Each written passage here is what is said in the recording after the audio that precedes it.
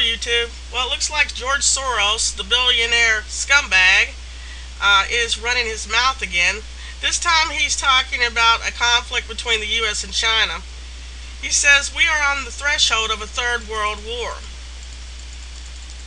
Billionaire investor George Soros told the World Bank this week that the planet is on the verge of a third world war that could arise out of an economic collapse in China.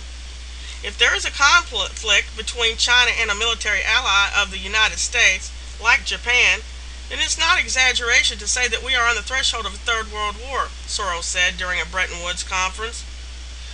The billionaire warned that China's difficulty in transitioning from an export economy to a domestic demand-led system could force Beijing to whip up a conflict with an external enemy in a bid to keep the country from collapsing. Soros said the only solution to the prospect was to allow China to join the IMF's basket of global currencies so that it could compete with the dollar.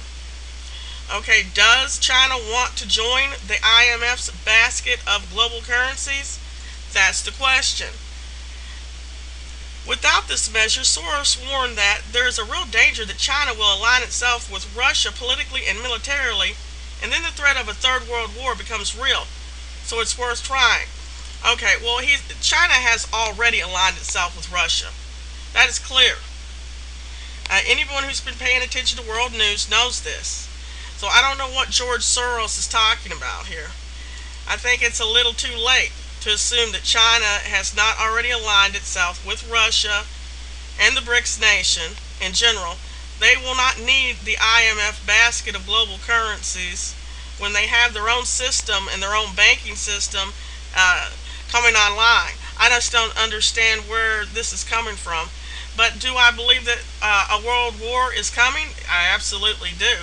I think the United States is the one that's pushing for this world war, though. People like George Soros would love to see us have another war. This is the same man that's paying rioters in places like Baltimore to protest. You know, I wouldn't call it protest, I call it rioting. But, so this is the kind of person we're dealing with when it comes to George Soros. Just do a little research on him. I'm going to leave the link below so you can read the entire article. Feel free to chime in on what you think is going on here.